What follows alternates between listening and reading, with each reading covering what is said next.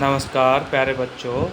आज हम शिक्षा निदेशालय राष्ट्रीय राजधानी दिल्ली द्वारा जारी की गई वर्कशीट नंबर 8 का अध्ययन करने जा रहे हैं। विषय विज्ञान है। आज हम कक्षा 10 के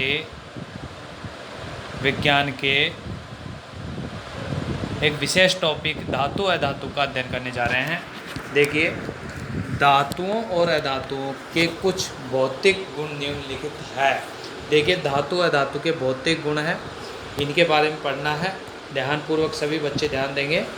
देखिए, यहाँ पर हम देखते हैं धातु और अधातु। देखिए, गुणधर्म, ये गुणधर्म है, ये धातु है, यह धातु है। धात्विक चमक, अब चमक आप जानते हो, शाइनिंग। धातु की सतह चमकदार होती है, अधातु की चमकीली नहीं होती। अधातु की सतह चमकीली नहीं होती, केवल धातुओं की ही सतह चमकदार होती है। जैसे लोहा देखा है आपने, तांबा देखा है, चांदी देखी है, सोना देखी है, ये सब चमकदार होते हैं। कोयला चमकदार नहीं होता। जैसे आपको पता है ग्रेफाइट, जैसे लकड़ी, ये धातुएं हैं, ये चमकीली नहीं होती। कठोरता, धातुएं सामान्यतः कठोर होती है। अधातुएं अधिकतर नरम होती हैं, अधातुएं नरम होती है, ये कठोर होती है। रूप, धातुएं कमरे के ताप पर ठोस रूप में पाई जाती है। सभी धातुएं ठोस रूप में पाई जाती है, केवल पारा को छोड़कर। पारा अपवाद है यहाँ पर, मरकरी, वह कमरे के ताप पर, तो देखो यहाँ पर दे रखा है मरकरी, मरकरी कमरे के ताप पर द्रव होता है। ग्रेफाइट विद्युत और ऊष्मा की चालक होती है, यह अधातु है। मैं इसके बारे में भी बता दूंगा क्यों होती है। देखो, अब देखो, अधातुएं ठोस गैसीय रूप में पाई जाती है। अधातुएं ठोस होती है, गैसीय रूप में जो जितनी भी गैसें हैं वो अधातु है। आघात वर्ध्यता, आघात वर्ध्यता का मतलब जानते हो, आघात वर्ध्यता उसे कहते हैं, यानी कि किसी भी, देखिए यहाँ पर, किसी धातु को हम पीट कर चद्दर बनाई जा सकती है, जैसे सोना चांदी। तो सबसे ज़्यादा आघात वर्ध्यता सोने की होती है, चांदी, फिर चांदी की होती है, सोना चांदी तांबा, इन सबको लोहा, इनको हम पीट कर पतली चादर, यानी आघात वर्ध्यता कुछ धातुएं जो है पीट कर पतली चादर के रूप में परिवर्तित किया जा सकता है, वो आघात वर्ध्यता होती है। आघात वर्धे का गुण होता है जो धातुओं में पाया जाता है, अधातुओं में नहीं पाया जाता। जैसे कि हम कोयला को कूटते हैं, पीटते हैं तो वो बिखर जाता है, लकड़ी को भी, तो वो आघात वर्धीय गुण नहीं होता उनमें। तन्यता, तन्यता का अर्थ है तार बनाना, तार में, धातुओं को पतली तार में खींचा जा सके। तो सबसे ज़्यादा तन्यता भी सोने के में पाई जाती है। किस में पाई जाती है? सोने में, यानी सोने का बहुत ही बारीक तार बनाया जा सकता है, यानी धातुओं के तार बनाए जा सकते हैं। अधातुओं में तन्ने नहीं होती, उनके तार नहीं बनाए जा सकते। विद्युत और ऊष्मा के चालक, यानी जिसमें से विद्युत और ऊष्मा का चालन होता हो उसे चालक कहते हैं। तो यहाँ पर सामान्य धातु विद्युत और ऊष्मा की चालक होती है, जैसे सोना चांदी लोहा तांबा, इनमें सब में विद्युत प्रवाहित होती है।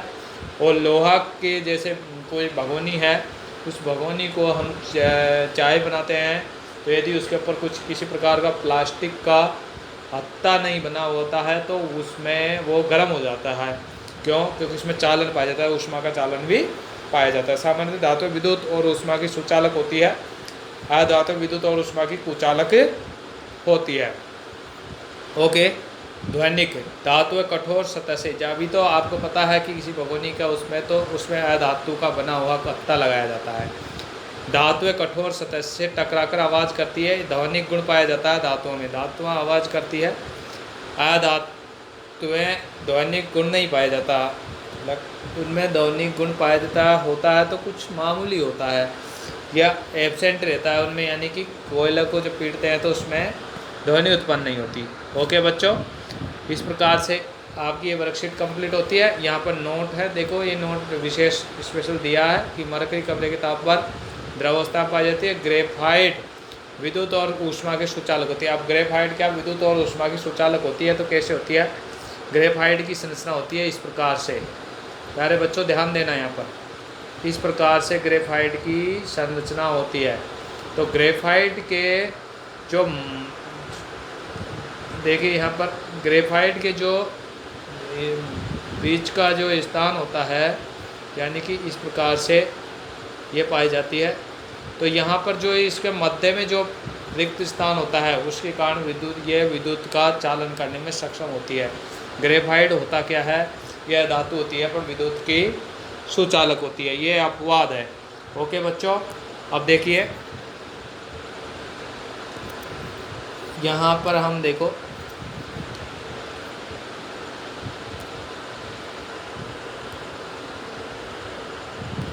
देखो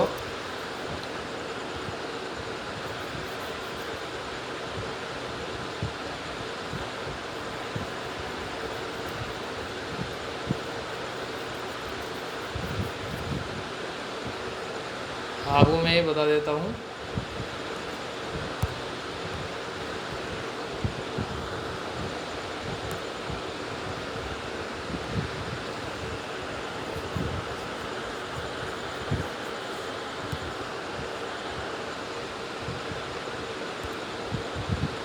देखिए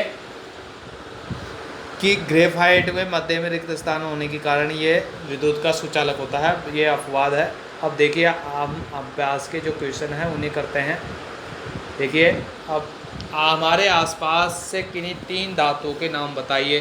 तो एक तो लोहा, अब यहाँ पर आप देखिए एक तो कर दो, एक तो है लोहा आयरन फेरस, एक हो गया कॉपर तांबा हो गया, एक हो गया सिल्वर है जी सिल्वर, 3 हो गए, एक सोना कर दो 4, तो 3 ही हो गए। यानी कि लोहा, यहाँ पर लोहा है, सोना है, चांदी है, तो ये आप कर सकते हैं यानी लोहा कॉपर तांबा और चांदी। ओके, विद्युत के सुचालक से आप क्या समझते हो कि